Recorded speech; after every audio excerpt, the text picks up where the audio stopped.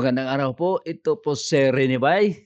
'Yan, palakpakan muna natin ang ating sarili, 'yan. Kumusta ho kayo diyan mga kababayan? Ito po si Rene Bay. Pag-usapan ho natin ngayon itong, nakaambang na impeachment complaint o impeachment process na pala sa ating, president to be.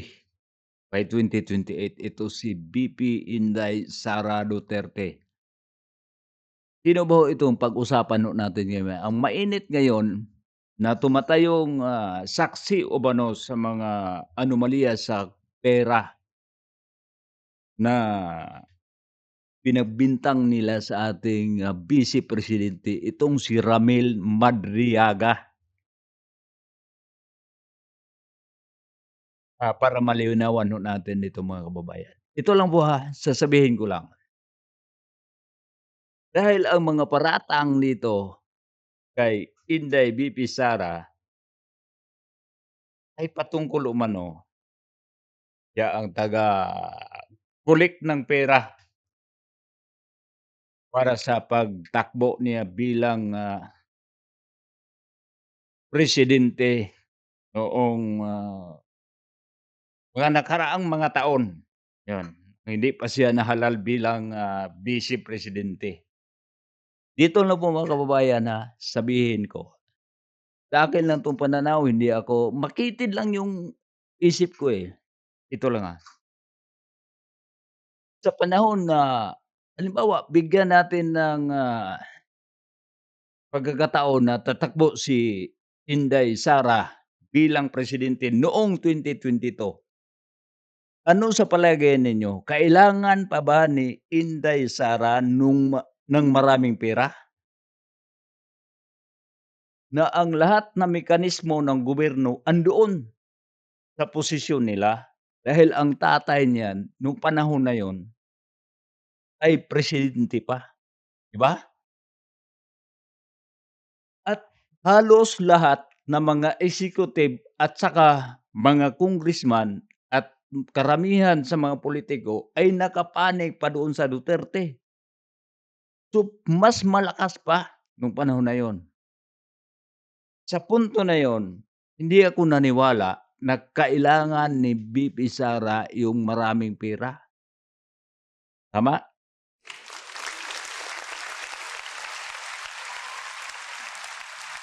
Pero, may pero tayo.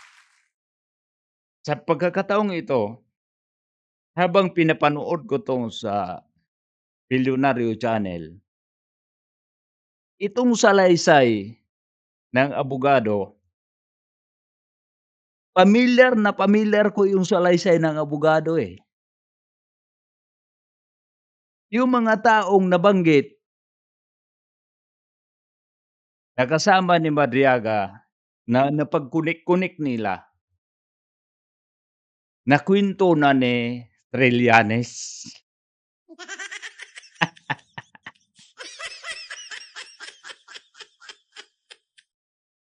At bakit ito, sabihin natin na pinakamalapit 'to ni Trillanes, Sino si Trillanes dati? 'Di ba nasa siya sa uniform? Sino itong si Madriaga?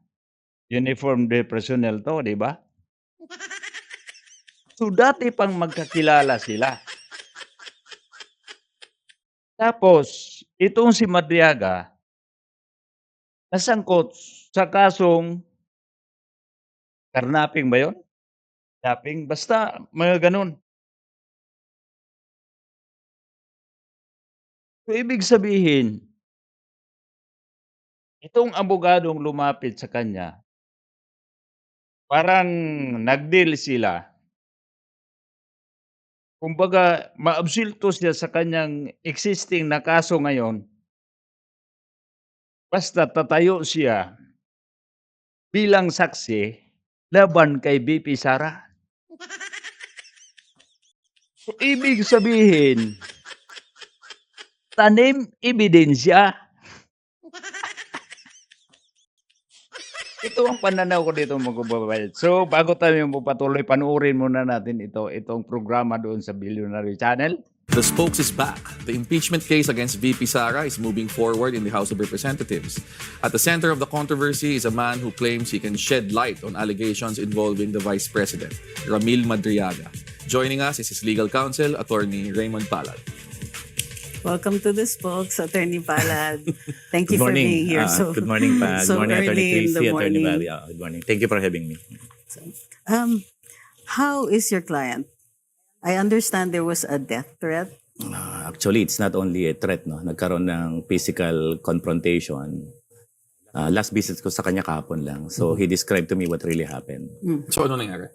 Well, sabi niya is that merong mga control gates dyan eh.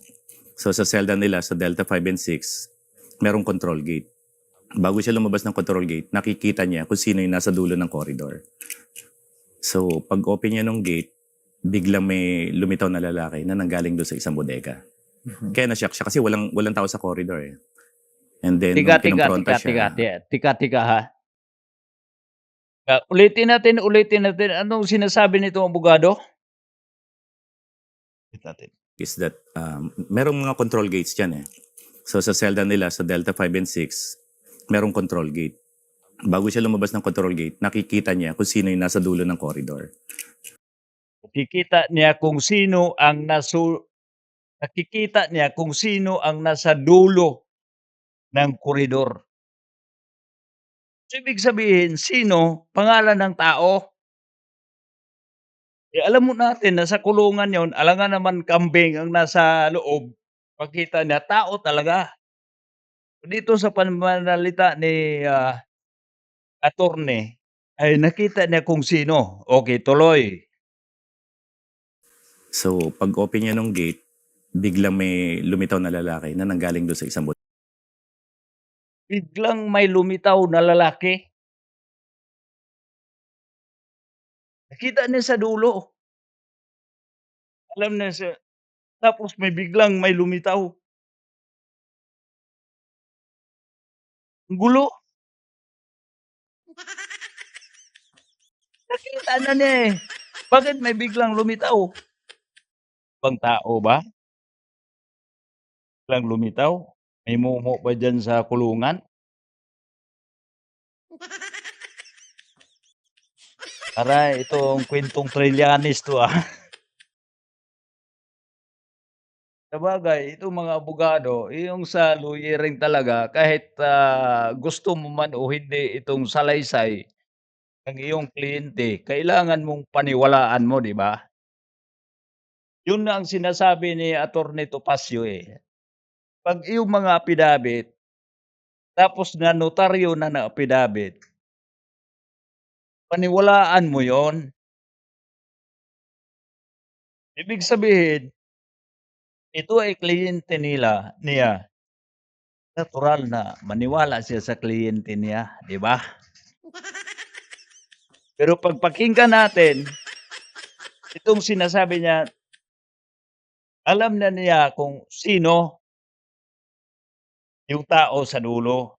Tapos may biglang lumitaw. Ibig sabihin, may ibang tao. Pagkakaintindi ko.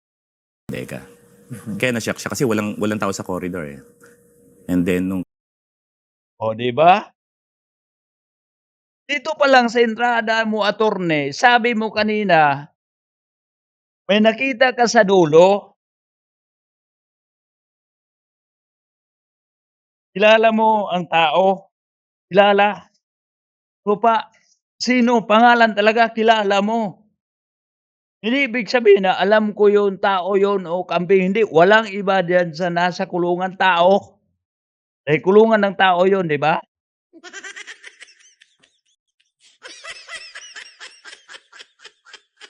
Itong Trillanes to eh. kinompronta siya, alam mo yung parang tinutulak-tulak daw siya, pinopoke siya ng parang away. Isang tao lang Isang to? tao lang yan, mataas. So, bagong transfer yan sa Annex 2 from Pasay. Oh, alam niya na may tao, tapos biglang may lumitaw na tao. Akala ko may iba pang tao, siya lang mag-isa. Pangalawa yung si Madriaga. ano 'to, kuwentong Trillanes o kuwentong Barbero. Ay ayusin mo konti yung ano, yung alam mo mga kababayan, mahirap kasi mag-imbento ng kuwento. Pero ito pinaniwalaan nila 'to, eh. I-compare natin 'to sa, 18 Marines, 16 pala, 16 Marines ba yun or 18 Marines? Yung dalawa pala hindi Marines, so 16 lang. Kabisado nila, may mga ebidensya, may mga picture, pero hindi pinaniwalaan nila. Pero itong kuwento ni Madriaga, entrada pa lang 'to sa kuwento nito ni, Attorney Raymond. Pero ang gulo.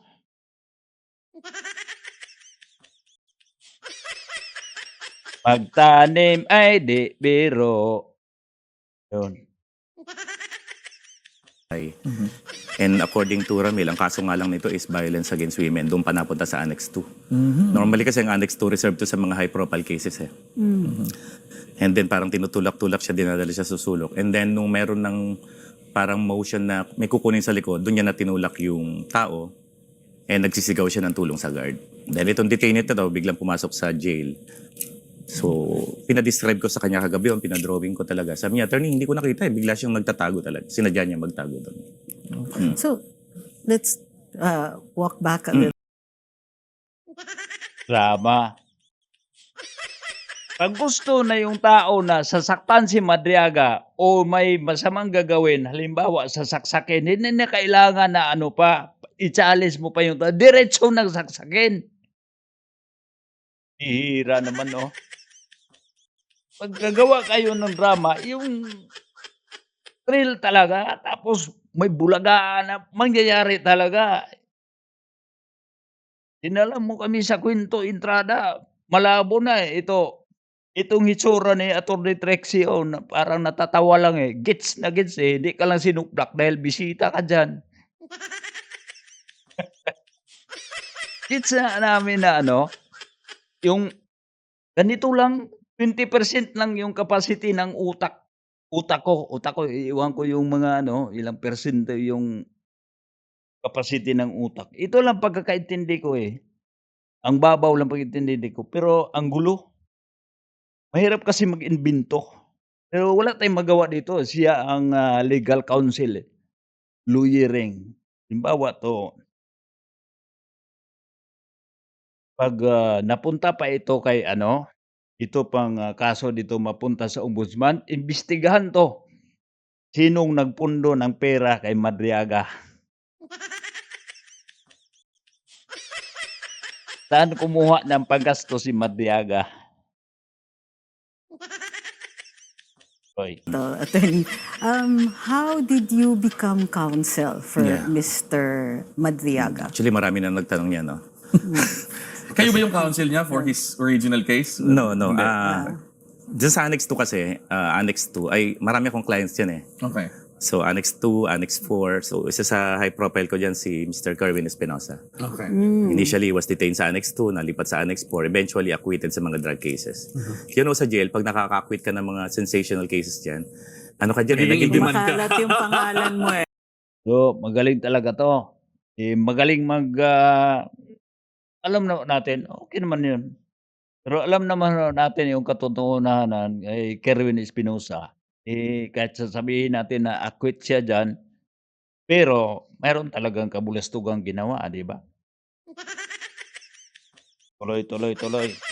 Hindi naman lahat na acquitted sa kaso sabihin natin na walang kasalanan. May kasalanan, magaling lang yung abogado. Palakpakan natin si attorney. Sa entrada pa lang kanina, ang gulo sa istorya. Alam niya kung sino na yung nasa dulo. Habang naglalakad siya, nabulaga na may isang tao hindi niya kilala. Akala ko ba may isang taong kilala na sa dulo, tapos may isang tao, dalawa na siya, pangatlo siya. Sila lang palang dalawa. Tuloy. Nagiging in demand ka dyan. Siyempre. Kasi yung mga PDLs na yan, nag-uusap-usap yan. Minsan magaling Yes. pa sa abogadong mag-analyze yan. So magugulat ka, may tumatawag, may nagre-repair ng kaso. Pag may na-acquit kang Chinese dyan, kumakalat yan sa circle, sinong lawyer mo, na-acquit mo. So ganon. So hindi mo kailangan mag-market ng service mo kasi yung mismo mga PDL magsasabi nila na ito kunin mo, bibigay ko sa yung number. So ganon. Okay. Napunta ako doon, Yun yung nag-interview. referral system. Yung referral system ng lawyering, especially pag mga high profile yung mga client mo at na-absuelto mo, yun na yung marketing mo eh. So they call you, may mga referrals, yung mga friends. Ganun ang nangyayari. So, sino ang nag-refer dito kay ano? May kay- client ako tumawag sa akin na sabi i-assist daw, i-check. Particularly yung purpose lang talaga niyan, yung kidnapping case. Okay. Yun lang talaga kidnapping Pending case. pa ba yun? Yung... Pending pa yan. Okay. Nasa prosecution stage pa. Kidnapping case lang yan. So initially interview was, I think October 14. Okay. Hindi pa ako yung pumunta noon, yung associate ko lang. Then, nung bumalik yung associate ko, sabi niya, boss, ang daming kwento nito. Sabi ko, I need to personally visit him. So, October 19, yung first visit ko. October 19, I think Saturday. And then sabi ko sa kanya, ito yung mga kwento mo, expound mo nga to. So, that resulted doon sa preparation ng affidavit niya. Okay. So sa kwento niya, ano ba talaga yung relationship nila ni VP Sara? Initially, ang kwento niya is that ang talagang nagre-report lang siya kay former president. Ni-repair siya ni Roy Logoles dahil wala na nga siyang work noon, in-introduce siya kay former president. Si former President Duterte to? Doon siya. Doon lang talaga siya naka-assign. Okay. So parang Intel works, political works, etc. Ultimately, noong 2018, ipinakilala na siya kay VP Sara. So, hindi siya employed sa government. Alam mo yung parang on-call ka kung saan. Duterte na naman. Habang nakakulong si PRRD doon sa The Hague, dito pa naman kay Duterte. Si PRRD pa rin. Dito ang ugat. Wala yung kaibahan dito sa pera na nakulimbat na ngayon. Kung pakinggan ninyo mga kababayan, itong Priscon ni Rimulya, Crispin Rimulya sa ombudsman, nag-ugat daw yung mali-malitang pera nagsimula kay PRRD. So, dito natin pagtagpi-tagpi mga kababayan, pinagdugtong-dugtong nila doon. Kahit saan mang ikot nila,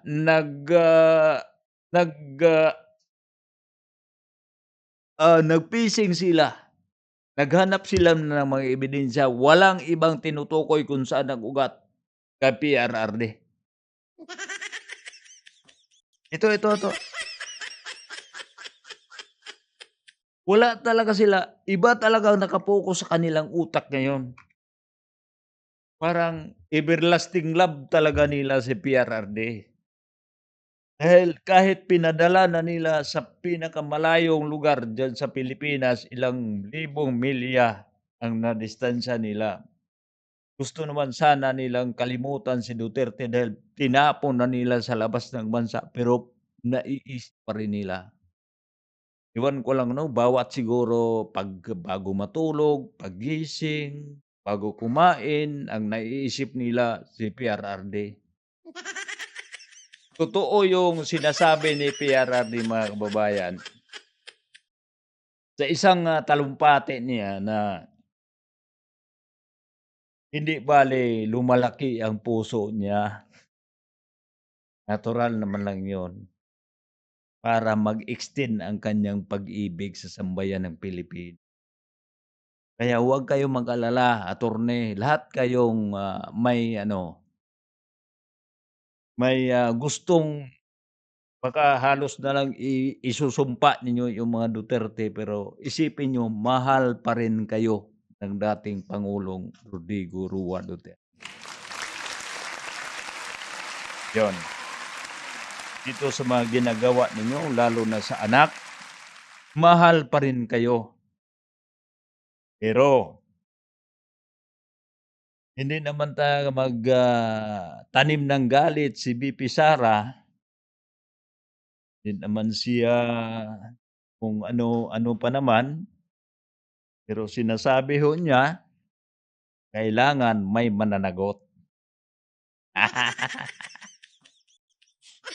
Pero attorney, labas ka na diyan, sa pag-ibig ka lang pasok. Pero doon sa mapapanagot, itong mga taong mga ano, naintindihan kita attorney, naintindihan kita. Trabaho mo 'yon, alangan naman ilaglag mo yung kliyente mo, sayang din yung bayad. Pera 'yon. Ka i-assign, saan ka ipatawag. Wala sa payola ng gobyerno. Hindi siya government employee. Pag sinabi sa kanya ni Duterte na magpunta ka dyan sa PSG, eto gawin mo. Magpunta ka dyan sa ganyan, gagawin niya. So parang on-call na aide, intel officer, parang sabi mo ng personal alalay. So, ibig sabihin mali 'tong sa ChatGPT. Dahil si Ramil Madriaga is a senior officer of the Philippine Coast Guard.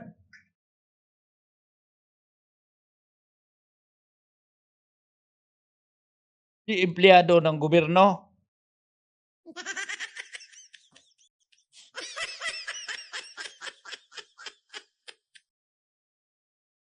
Ewan ko. Gulo. Tuloy. Aide, intel operator, you name it. So, okay, and then he was referred to... He was referred to BP Sara noong 2018 By? and by the president, by the former president. And then doon na nagsimula yung pagpo-form ng iba't ibang support group for the candidacy ni BP Sara initially as for president. So for 2022 na to, preparation for 2022. Yes, oo. 2018 siya inintroduce and then for intelligence gathering, politics, counterintelligence, and then Hindi na ako naniwala dito mga kababayan. Dahil noong 2022, pag gusto ni BP Sara tumakbo siya bilang presidente, wala. Diretso yon. Kumbaga sa bula pa yon. Pag tira mo doon sa ringless. Parang diretso talaga. Lahat ng makinarya, andoon sa kanila. Ang tatay niya, ang presidente. Itong mga ibang mga lokal na mga tumatakbo, mayor, gobernador, pangalanan lang ni PRRD, manalo. Ito pa kayang anak niya? Pag gusto ni BP Sara noong 2022, pag magpresidente siya, presidente na siya. Bakit kailangan pa niya maghakot ng pera? Kamay lang niya isang salita lang kay Tatay Digong. 'Di ba? Wala tayong magawa. Pinaniwalaan niya si Madriaga. Ituloy, attorney. noong 2019, nautusan na siya na bumuo ng support group. So binuo nga nila yung ISIP. Ang definition ng ISIP is Inday Sara. ang sabing, sa pag-usap namin ni Ramil, talagang sabi niya, Inday Sara is my president yan. Pero sa SEC, Initiative for Social Justice, Innovation and Progress, Pilipinas. So hindi mo makikita sa SEC yung Inday Sara is my president. Wala talaga. So siya ang convener nun. Siya nagbuo niyan. And then ang funding daw, pag-recruit ng mga members, provided by BP Sara. Bakit siya naging sobrang trusted parang so soon? Parang medyo mabilis-bilis na Hindi konti. ko alam, oo. Kasi nga, recommended siya ni Roy Logoles daw. And then, nag-work kay Presidente up to the point na nakakarating na siya mismo hanggang sa bahay. Dito Bakit pa naman siya magdepende ni Madriaga pag tumakbo siya ng presidente na ang tatay ni BP Sara ay presidente? Bakit kailangan pa si Madriaga?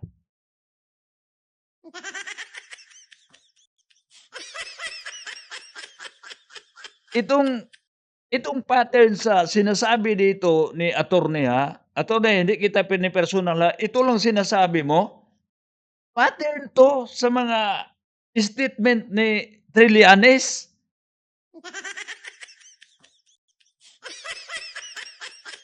Alam mo natin si Trillanes, magaling 'yun sa tanim witness.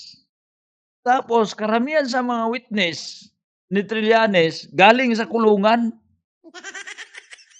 Doon namumulot ng mga witness sa kulungan. Alam mo kung bakit? Maghanap siya daan ng mga kaso na itong kaso puwede natin 'to ipalit dito. Halimbawa, itong kaso mo, nakaw, hindi, rape. Tapos sabihin na lang, itong rape mong kaso, ah, ilagay na lang natin 'tong ibaba na natin attempted rape pero magiging witness ka dito sa ibang kaso para mapagaan 'tong kaso mo. Parang gano'n. Dahil ang nangyayari dito may ibang kaso diyan si Ramel tapos bigla siya nagiging witness. Anong tawag do'n? Tanim witness. ni former president. Doon, Sa pinakilala. Davao, yun. Yes, oo, sa Davao. In fact, sabi niya, may mga meetings noon sa Davao involving politicians. Nandun siya sa kusina, nandun si former president, nandun yung ibang politician. Ganon siya kalapit doon sa family. Alam nga naman politician yung papa o niya si BP Sara sa time na yon is mayor. Alam nga naman makipag-usap siya doon sa mga tambay sa kanto. Politician din na yung makausap nila dahil lalapitan ng mga politician yon. Bakit hindi lalapit yung politician? Ang Davao kasi nakikita kung ano ang napakaganda sa Davao sa panahon ni PRRD. Maayos na yung Davao, inaayos nila, ginawa nilang, model ang Davao. Kaya karamihan sa mga politician magpunta sa Davao, magtanong-tanong, "Ano bang ginawa niyo dito?" Wala naman tayong nakita na gano'n na pero posible may mga, tour sa mga opisyales sa ibang mga lugar magpunta ng Davao. Kahit ako naman 'pag magiging mayor ako, puntahan ko yung Davao. Kaysa maglupa-lup ako kung saan-saang ibang bansa, Davao puntahan ko.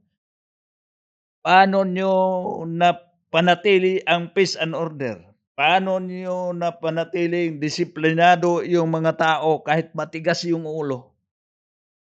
Paano niyo na-handle, na-manage ang inyong budget na nagamit lahat sa proyekto niyo o napababa niyo ang inyong utang? 'Di ba gano'n? Kaya natural magpunta doon. Tapos i-connect lang ninyo kay Madriaga na may dalang pera.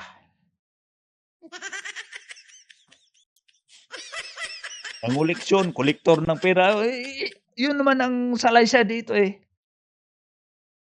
nang-solicit ng pera. Hanggang sa loob ng bahay ni former president nakakarating siya.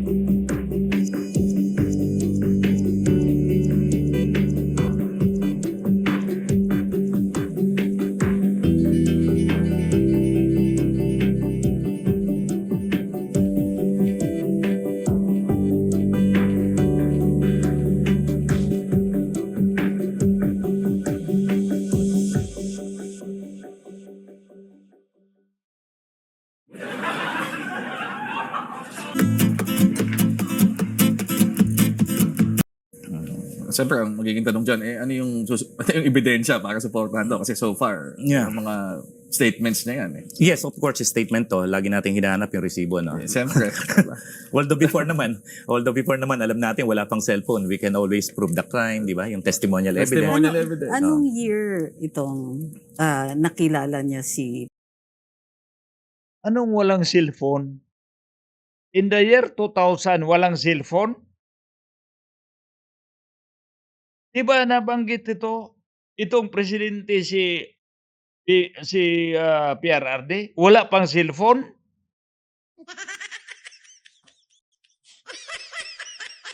Wala pang cellphone. Kalokohan. Kailan na presidente si PRRD? 2016. Sabihin natin sa tu 2010, may cellphone na. Before 2010, may cellphone pa rin. Bihira naman, no? PRD. I think 2018 si VP Sara niya na-meet then mayor. O, 2018. I think na high-end na yung mga cellphone. Mga iPhone na yung 2018. Bihira ka, attorney. Pang cellphone sa time na yon. Saan ka nag-message?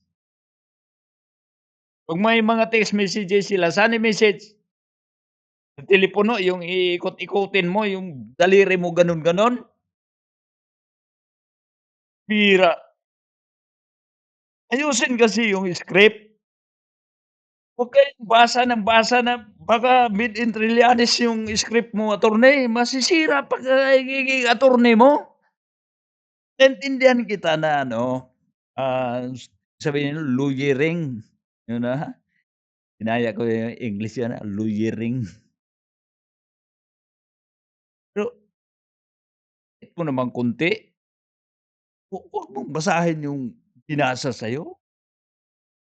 Kayong mga abogado, magaling kayo magsalita na sabi na kailangan mo na may personal knowledge ka.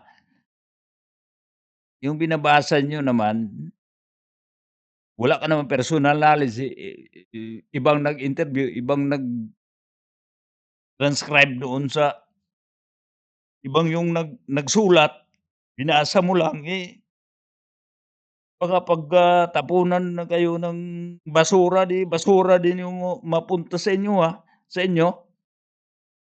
Kasi itong script na yun, parang script Trillanes, made in Trillanes yun, Pero around 2016, nung ma-introduce siya kay PRRD. So, Then, nakaupo na sa 2016, may cellphone. May cellphone. 2010, may cellphone na nga.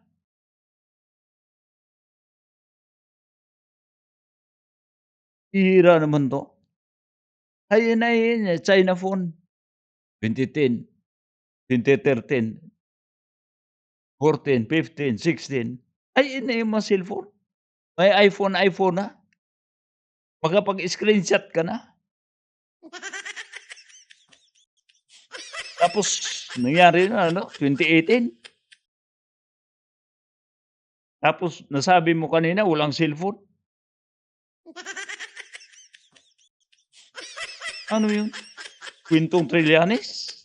Made in Trillanes na statement?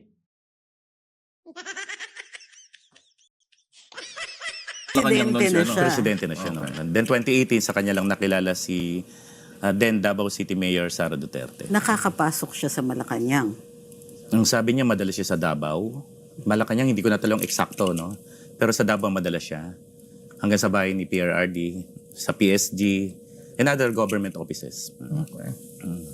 Pero 2018 onwards, kay VP, kay Mayor Sara na siya Yes, naka-assign. doon na simula yung 2020 nabuo yung Easy Pilipinas. Kasama doon yung mga classmates, mga former classmates nila sa San Sebastian College of Law. So, binanggit na rin ninyo mismo to eh. Ano yung mga resibo dito? Meron ba to mga text message? May mga photos ba to? Meron na kami mga nakuhang text messages between Madriaga and Colonel Nolasco. Okay. Who is Colonel Nolasco? Colonel Nolasco isa to sa mga security officer na naging estudyante to ni Ramil Madriaga doon sa PSG.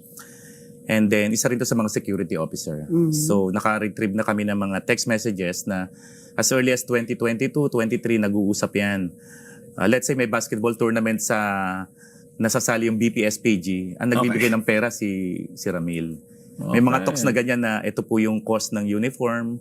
Sasagot si Ramil na, di baling mahal, basta maganda yung quality. Okay. Akin na yung bank account mo, akin na yung GCash mo. Pag nakita tayo, bibigyan ko kayo ng sapatos. Mhm. Ganun ka-casual yung usapan nila, basketball, politics, everything. Hanggang sa nung binabasa ko yung mga text messages noong 2023, 2024, 2020 to 2023, andun ang usapin ng mga confidential funds sa usapan. So, mga 3 days ago lang namin yung nakuha yung text messages na yon na talagang nag-uusap si Nolasco and si Madriaga. So, hindi maitatanggi na magkakilala yung dalawa. You said that kailan lang ninyo nakuha yung mga text Yes, messages. etong week lang. How did you get them? Through sa pamilya ni Ramil, Mhm. na access nila, na-save nila yung mga screenshot ng usapan sa Messenger. A screenshot. Actually, nung i-handle ko yung case ni Ramil October, na-open ko pa yung Hindi ko maniwala diyan. Ilang taon, yung 2, 3, 4 na taon, mag-retrieve ka ng mga text messages. Delete na yun, 3, 4 na taon, baka nakapagpalit na ng cellphone yun.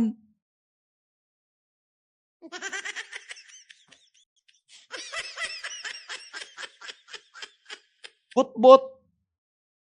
Gawa-gawa na istorya. Madali lang ngayon eh. Mag-text ka ng bago tapos lagay mo sa 'pag may screenshot i-edit mo yung pizza. Gagawa ka ng ibang number na gano'n, tapos yun ang communication ninyo. Puwede na ma-tamper yun. Maniwala lang kami basta galing sa telco yung provider.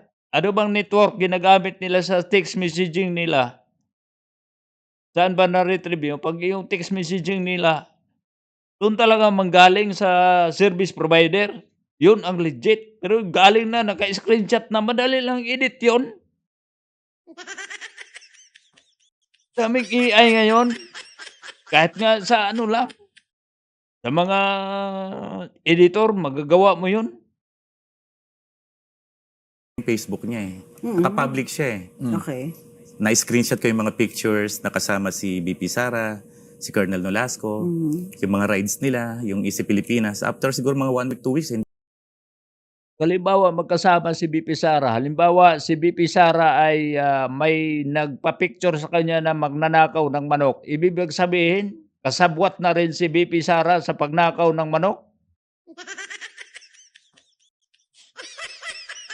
Gano'n lang kasimple ang pag-iintindi ko. Gano'n na lang yung style. Gintong Trillanes. hindi na namin ma-open eh. Buti na i-save yung mga conversation ni Colonel Nolasco and ni Ramil Madriaga. Yung phone niya na ginagamit niya for this, nasaan? Kanina custody? Nasa custody po siya ng PNP as a result ng arrest ng kidnapping. Ang custody is with the PNP Anti-Kidnapping Group. Ibig sabihin yung PNP yung nag-ano ng account niya delete or nag-deactivate?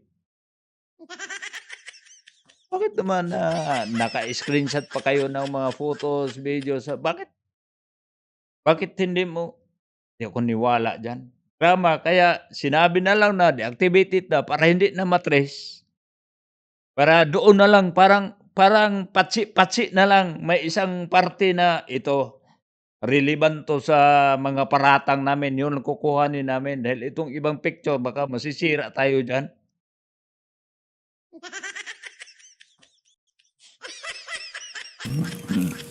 So, why would there be screenshots of his conversations? Nandito yung si Ramil sigurista rin. Nagsisave siya ng mga photos, ng mga screenshots. So etong mga 3 days ago, pinorward na sa akin ng kamag-anak. Naku, 'pag mag-save ka ng mga photos, bakit dun ka pa sa mga ang babaw naman yung mga screenshots. Download, gano'n. Dahil alam mo natin mga kababayan ito ang mga nagpapatunay lang 'to na ang kanilang, ebidensya mga paratang nila doon sa confidential fund, maliban kay Marie Piatos, asawa siguro 'to ni Marie Piatos, ito si Ramil Madriaga. So, mali pala yung, balikan ho natin na itong information patungkol kay Ramil Madriaga. Dahil na-search natin dito sa ChatGPT, ewan ko lang 'to si ChatGPT kung nagloloko ba 'to o hindi ba. Dahil itong si ano, si Ramil Madriaga,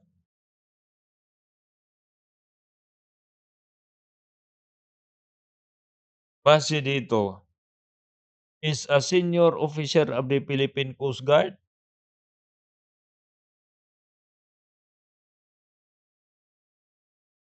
Kaya, kilala ito ni ano, kilala dati na 'tong kilala ni Trillanes, 'di ba? Yung mga text messages. So ang ginawa ko, para ma-validate ko yung usapan nila, kasi Kaya ito, kilala 'tong Trillanes tapos napag-alaman na magaling 'to si Trillanes mag-ano, tumulong ng mga kasamahan. Pero yung kasamahan bago tulungan ka yung kasamahan, ipahamak ka muna. So, pagka nagtanong, Mr. Trillanes, sino ba yung magaling na abogado? Ay, magaling na abogado diyan yung abogado ni Kerwin Espinosa na na-acquit talaga si Espinosa diyan. Ito bigay ko sa'yo. Pero nag-usapan tayo, tulungan kita diyan, pero witness ka laban sa impeachment ni ano, VP Sara. O sige, gawan mo lang ako ng istorya, sundin ko yun. Ayun, pinagkunik-kunik na.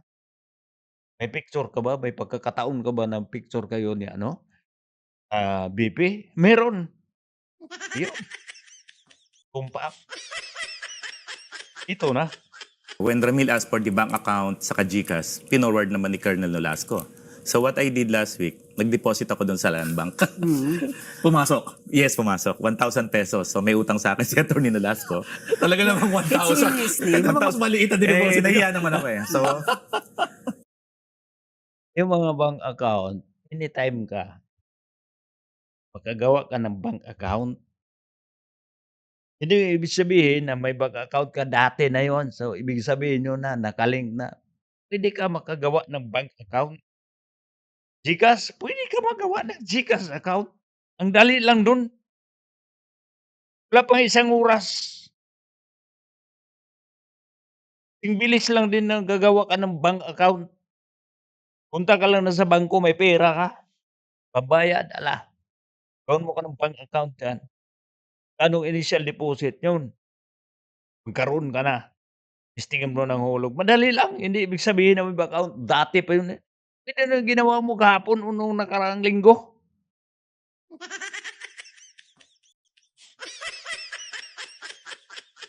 Dito po mga kababayan, talagang mapagmatyag tayo rito eh. And itong mga galawan talaga nitong gustong gumiba kay VP Sara kung ano-ano na lang kanilang gawa-gawang mga kuwento. Basta sa palagay nila ito, basta makakasira sa Vice Presidente, okey na 'to. Nasa pangalan ni Atty. yes, Nolasco. nag-deposit ako sa Land Ni Bank. Colonel Nolasco. 1,000. Pumasok. May charge pa nga, 100 eh. Kasi other branch daw eh. Tapos, nag-deposit ako sa GCash, 10 pesos lang. Pumasok din, yung initial niya, di Yung ba? account na yan. Kasi hindi naman complete name, di ba? Tapos Yung tapos, first letter. tapos yung dulo, di ba? Madali lang 'yun, hindi man masyado ano yung GCash mga bank account. Ang dali-dali lang gagawin ng bank account at saka GCash account. Hindi gano'n kakumplikado. Ibig sabihin itong bank account, kailan 'yun na-create yung bank account, kailangan yung ano, galing talaga sa bangko kung kailan ito ginawa, kailan ito nag-umpisa, kailan mo na-create. Yung sinasabi pa lang, pumasok sa bank account, hindi natin alam kung kailan ginawa yung bank account na yun. I-connect mo na nakalipas ng mga ilang taon. Kailangan i-verify yun. Dito, pinaniwalaan. Ito sa atin na Ito ang, nakadismaya dito sa gobyerno natin ngayon mga kababayan, Itong mga kuwento galing kay Ramil Madriaga, ikumpara mo sa kuwento doon sa mga 16 o 18 Marines, ang layo-layo. Pero sino ang walang kredibilidad? 'Di ba yung 18 Marines? Itong si Madriaga credible, pero nasa kulungan. Ang lupit 'no, ang lupit. ko. So positive. So ibig sabihin talagang ibinigay niya yung bank account niya kay Ramil. So ako, to validate, nag-deposit ako, pumasok naman. Okay. Dito lang yan, last week lang. Do the text messages that you have screenshots of indicate a knowledge or personal relationship with VP Sara? Yes, kasi merong isang usapan doon na parang si Ramil was telling Colonel Nolasco na mag-isip na kayo kasi meron ng tumistigo sa Quadcom, kumanta na si Gina Acosta, si Fajarda, itinuturo na yung mga security officers ang tumanggap nung Acosta, Fajarda, yun ang laging lumalabas sa bibig ni Trillanes. Acosta, Fajarda, Madriaga. Galing pagka-rhyme.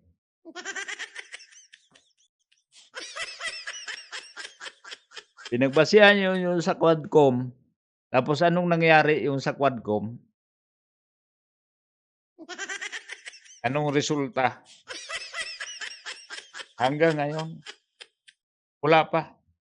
Kung totoong-totoo ang inyong paratang kay VP Sara nung una pa lang impeachment, hindi na kayo masyadong atat na atat basta sigurado lang kayo matibay yung ebidensya, hindi kayo sobrang atat na atat. Anong nangyari yung unang impeachment kay VP Sara? Yung nagiging, unconstitutional sa proseso. Minamadali kasi. Pero nasilip ng, Supreme Court na hindi tumama, hindi dumaan sa tamang proseso, kaya nagkaganyan. Bakit hindi dinaan sa tamang proseso? Dahil hindi matibay ang ebidensya. Eh, 'pag matibay yung ebidensya, bakit mo pa dagdagan? Isa o dalawa o tatlong ebidensya, matanggal itong una lang ebidensya. Na yung paglustay daw ng 11 days ng pera. 'Pag matibay yung ebidensya, sapat na yun, 'di ba? Dahil sa halaga lang ng pera, 100 million. Dahil ang threshold ngayon sa magkaroon ka ng kaso, 50 million, 100 million na yun, sapat na yun. Bakit pa naghanap pa ng iba? Kulang pa sa tibay. Kumbaga sa boxing pa, pwede mo namang tamaan ng isang lip hook, bakit mo pa 'pag tamaan mo ng isang lip hook, tumba na yung tao, bakit mo pa tadyakan? Kaya mo naman sa lip hook. Eh, wala kang pamatay. Tirahin natin 'to below the belt.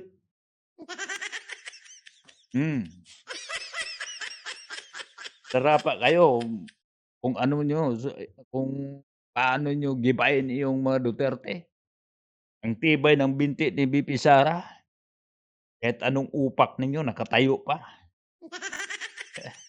Yun ang presidente namin sa 2028. Hindi man yung nagtatanim ng galit si Inday VP Sara, pero kailangan managot kayo. Exempted ka na diyan, attorney. Ito lang, kliyente mo. Wala, naintindihan kita, eh. Dahil, hindi ka naman gumalaw diyan 'pag walang bayad, 'di ba? Walang abogado ngayong libre. Inano namin 'yun kahit yung abogado ngayon ni, VP Sara, si Panelo Jr., si Paulo Jr., matikas din na magaling na abogado. Palakpakan natin. confidential pa. Di ba during the Quadcom hearing, there was this testimony, sinasabi nung ni Gina Acosta na binigay yung pera sa security officer and then sila na yung nag-distribute sa mga tawag dito, sa mga intelligence officer, sa mga safe houses. So, nag-uusap sila ng gano'n na kung gusto mo, Colonel, ako na lang ang ituro mo na sa Ano bang illegal doon na nagbayad naman sila? Para naman pala yun sa mga intelligence at saka sa mga safe houses, illegal ba yun? Anong mali doon, attorney? Anong mali? Hindi naman pala binulsa, binigay naman pala. Akala namin binulsa, akala namin kinurap, akala namin korupsyon, binigay naman pala. Natural, safe houses. Wala namang safe houses na libre, binayad naman pala. Ano bang mali?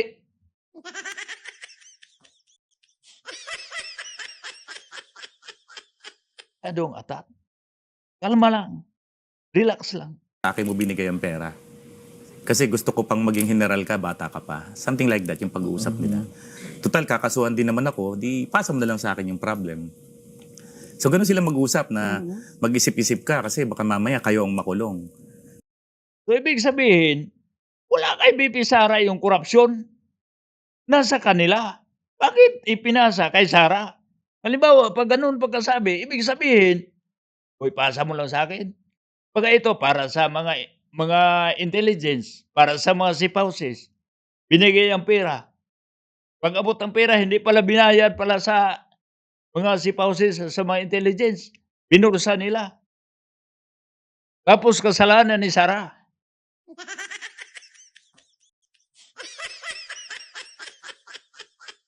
Kanya-kanyang ligtasan na yan dahil may mga kumanta na sa Quadcom.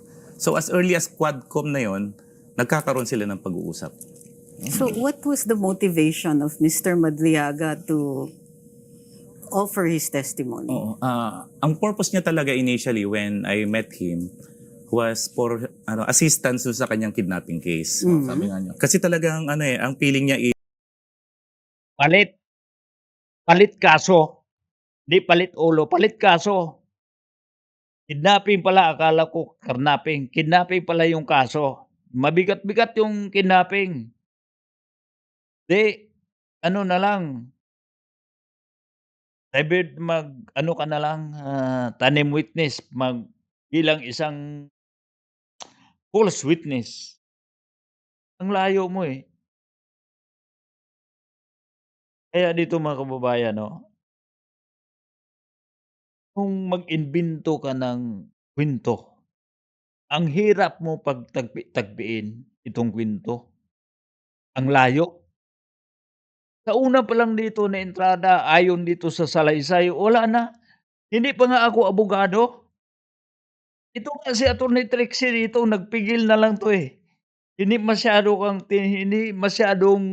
iniimbestiga ka dahil bisita ka diyan. Nirespeto ka lang, abangan ko lang 'tong kung ano 'tong komento dito patungkol dito kay attorney. is that pinersonal siya ni former spokesperson Attorney Harry Roque. Oh,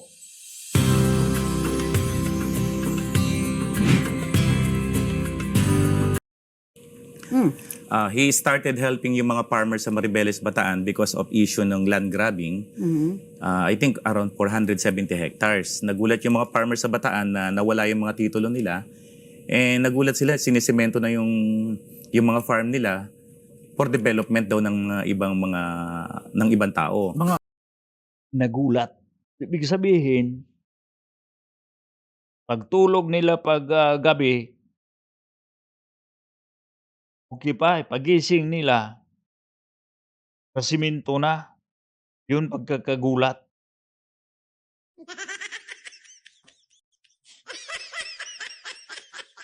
Di ba yung diretso magsemento ka? Yung diretso. May mga proseso yun. Papaalisin yung tao, babakurin yung lote, saka pa lalagyan, Sabihin mo na nasemento na saka ka ba nagulat. Hindi naman ayusin. Yung maniwala si Rene Bay, di ako naniwala, eh. Ayusin kundi, pagandahin konti, attorney. Around kailan to? I think ano yan mga 2022. Okay. Then he helped these farmers to the point na itong mga farmers dinadala ni Ramil kay BP Sara. Humihingi sila ng tulong. Na tulungan itong mga farmers na to na sabi nga niya nalaland grab. Meron time na yung mga farmers dinala niya sa office of the Vice President pero hindi sila nakapanek. And then he texted the VP kung saan niya pwedeng dalhin yung mga farmers. And according to Ramil, nag-text si Sara, dali mo tomorrow sa ganitong address ko. Kasi maraming residence address si VP Sara. And then sa pag-meeting na yon, may mga nakausap na kaming farmers na talagang dinala sila ni Ramil doon sa isang condominium. Pero mas maniwala ako sa sinasabi ni VP Sara na wala siyang personal na kaalaman, wala siyang personal na kontak, hindi magiging kasama sa trabaho kung ano-ano pa naman. Dini-deny lahat yun si Ramil ni Inday VP Sara. Dito po mga kababayan, maganda to pag matuloy itong impeachment tapos magharap talaga to si VP Sara at saka itong si Madriaga. Hindi ko man gusto na ma-impeach si VP Sara, pero mas maganda na magkaharapan sila. Dahil malaman natin kung sinong nagsisinungaling. Nandito pa lang hindi ibig sabihin na pro Duterte ako, si Inday Sara, pero naniwala ako kay VP Inday. Naniwala ako. Wala sa lahi nila na mangamkam na magnakaw ng pera. Hindi to sila kung malaki walang pera, may pera to sila. Tapos may mga trabaho, may pagkakapirahan to sila, may mga negosyo. Abogado yung asawa. Tapos si abogada rin. May pera nga yung snatcher. May pera nga yung mga hold-upper. Ito pa kaya mga abogada. Alam mo yun, attorney, kahit ikaw. Sa abogado, yung sa krimen, yung gumagawa ng krimen at saka yung ginawa ng krimen, parehas lang sa inyo. Punta, pera.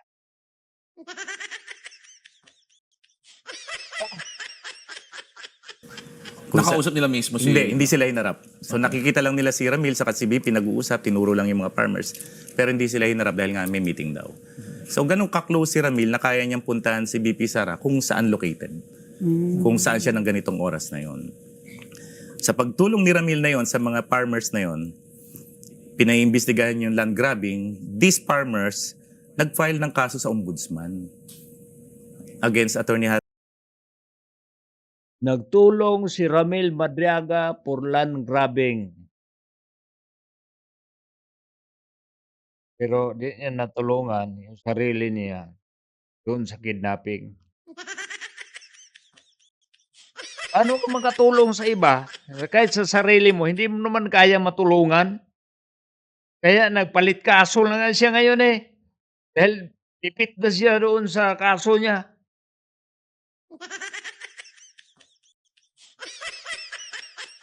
Gumawa ng kwento na pag masyadong komplikado, direct to the point. Dumaan kay Harry Roque, dumaan sa mga isyu ng lupa, dinala niyo pinagtutulungan. Ang punto dito, ibig sabihin na mas malapit si Madriaga kay ni VP Sara, yun ang palalabasin. Porket ba nakapag-picture? Bakit yun lang picture na nakadikit sila, yun lang ang meron si Ramil Madriaga? Bakit yung ibang picture na nagpunta siya, nagtulong siya doon sa mga taong dinala umano niya kay VP Sara, wala?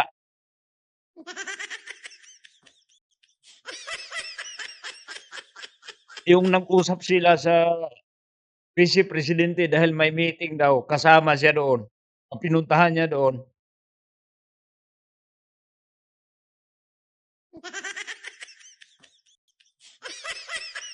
Di ko naniwala. Roque and other officials na mga DAR doon na nagsimula yung problema. Hmm. Kasi, siguro nagalit si Attorney Harry Roque. And then, what happened dun sa kidnapping is that initially, isa lang yung accused sa kidnapping, si Rosendo Madriaga. Later on, nag-file ng supplemental Who is affidavit. Rosendo Ah, Madriaga? Pinsan to. Okay. Pinsan ni Ramil. Initially, yun lang ang accused sa kidnapping. After some time, nagkaroon ng supplemental affidavit yung victim, inimplead na sila Ramil Madriaga and others. Kaya nagtagal ng 1 year yung PI, yung preliminary investigation. After some time, saka lang nagkaroon ng amended information. Kasama na siya. Kasama na siya. Pero na-PI siya na kasama nung Rosendo. Hindi. Initially, Rosendo lang eh. So Nagtatrial na yung Rosendo ng halos 1 year. tapos inimplead siya. Tapos nagkaroon ng supplemental affidavit. Tapos inimplead siya. And then, nagkaroon PI. ng amended information. Hindi siya nagkaroon ng reinvestigation para as to Hindi, him? nag-participate sila dun sa PI eh. Okay. Nabot ng 1 taon yon. Then later on, nagkaroon ng amended information. So sa PI, witness siya? Sa PI, respondent na siya. Kasi nagkaroon ng supplemental affidavit yung complainant na nakita daw niya si Ramil, na-glance daw niya nung natanggal yung takip sa mata. Because of that, nagkaroon ng amended Ay, yung information. victim yung, victim. nag-testify na kasama si Ramil Madriaga. And when he learned that, sabi niya, he went to the court to surrender. Hindi pa siya pinasurrender, pinauwi siya, and then after 3 days, sinuli na siya. Ganun. And then, nakumpiska na nga yung phone sa kanya. So, yun yung dahilan kung bakit siya nakadetain ngayon. Yes, from 2023 pa siya nakadetain until now. Okay. So, hindi to final judgment. Pending to. Hindi pa, pending pa yan. Live case On trial. to. Live Yeah, On trial. ang next hearing namin is itong March, I think next week. Nagko-present na ba kayo ng evidence o Nasa prosecution prosecution pa evidence rin? pa. Okay. Ang usapan is one last hearing for prosecution evidence. I think this March 19 ata yung hearing namin. Bago mag-rest. Bago mag-rest. Okay. So, ano yung naisip niya? So, during this dependency of his trial, bakit naisip niya to come forward with this? Tinanong ko sa kanya yan, bakit ngayon lang? Ang sabi niya, attorney, matagal na ako sumusulat. Meron akong mga pinadalang letter kay Senator Risa Ontiveros, iba pa mga government official. Apparently, hindi nabibigyan pansin. Pero isa pa, pagsulatan mo, lalo na paglaban sa mga Duterte, papansinin yun. Papansinin yun. Paniwala.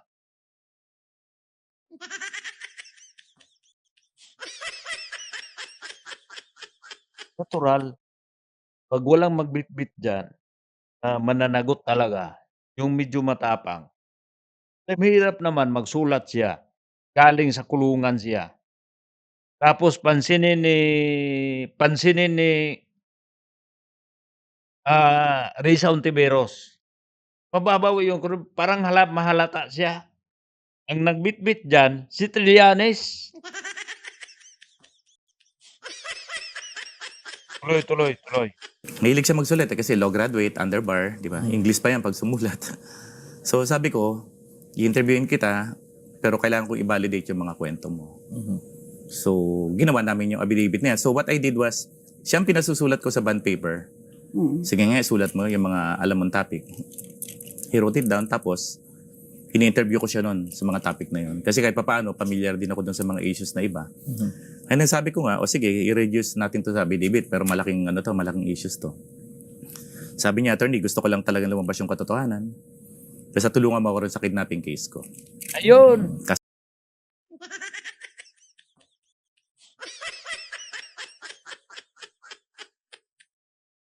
Kaya pala.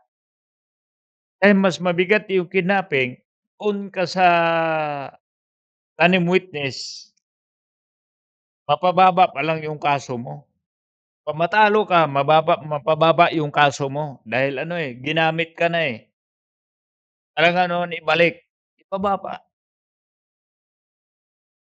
Ba? Ito ang totoo. Ito ang pakay, mapababa. Hindi yung issue na binanggit. Dahil hindi ako maniwala eh. Kahit hindi ako maniwala, attorney, pinakinggan pa rin kita. Ito po mga kababayan ito ang totoo. Palit kaso.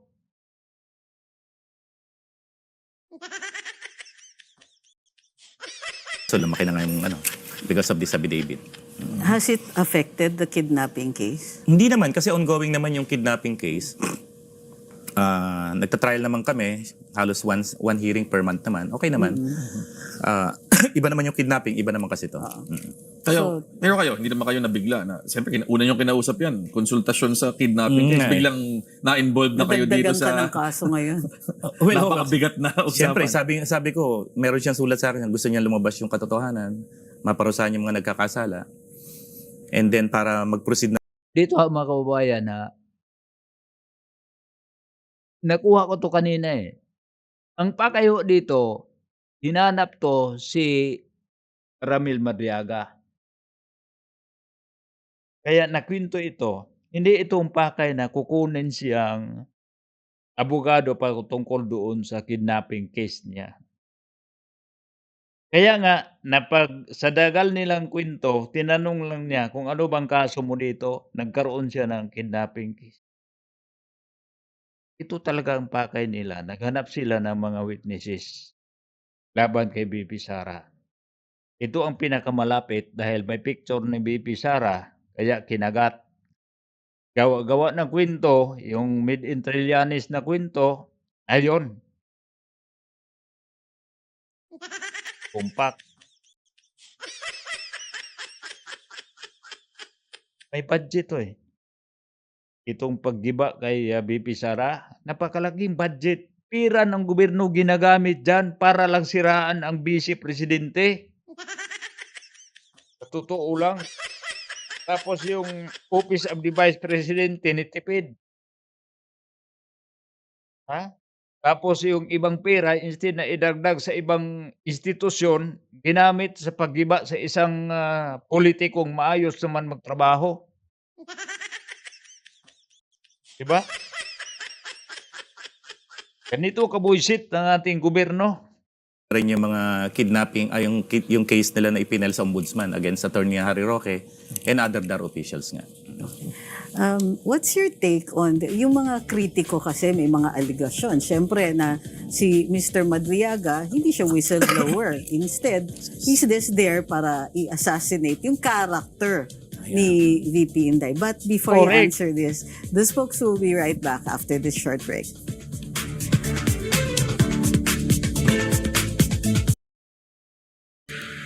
The Spokes is back, still with attorney Raymond Palad. Our hanging question, your thoughts on some allegations that Ramil Madriaga is not a whistleblower but a character assassin. Oo. Expected nga yan kasi ang nababasa ko sa mga Yan, character assassin talaga yun. Parang sniper. Titira lang, tirahin mo 'to. Kahit walang koneksyon doon sa kaso ni BP Sara, idagdag. Dito mga kababayan, ibig sabihin, itong kaso na itong mga ebidensya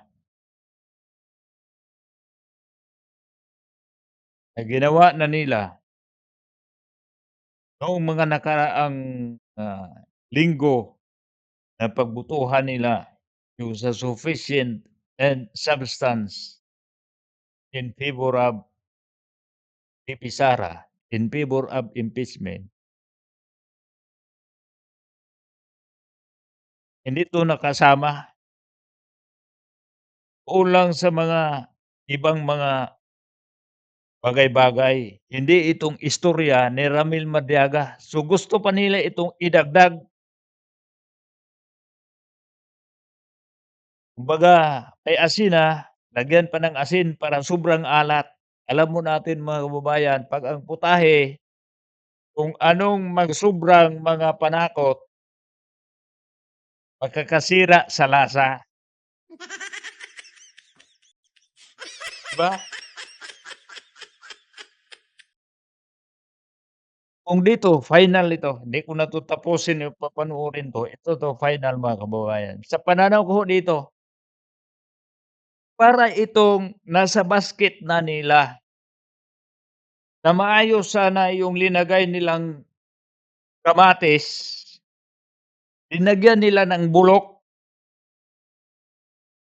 Talagang mabubulok 'to lahat. Nakakasira 'to sa impeachment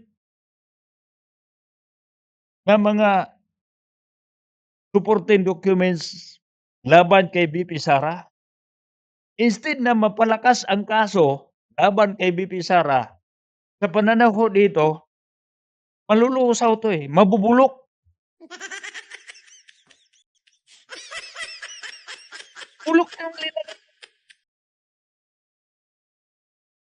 Aliaga. Makita ba ninyo na may kredibilidad 'to? Hindi nga pinanawalaan itong Marines, na wala namang kaso sila, hindi naman sila nakakulong. May mga nakasuhan pero acquit ang kaso, dismiss ang kaso. So, ibig sabihin walang kasalanan, ito nakulong.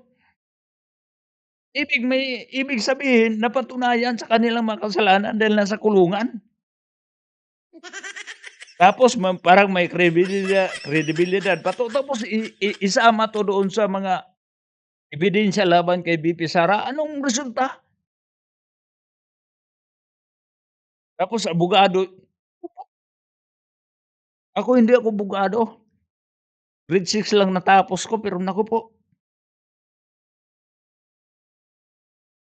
hindi ko naniwala dito sa sinasabi ni attorney. At, hanggang dito lang po mga kababayan, ito po si Rene Bay. Kung bago pa lang kayo dito sa channel ko, paki-subscribe man lang, isang like, masaya na sa Rene Bay diyan. Salamat at saka magkita-kita tayo sa susunod kong video. Bye-bye.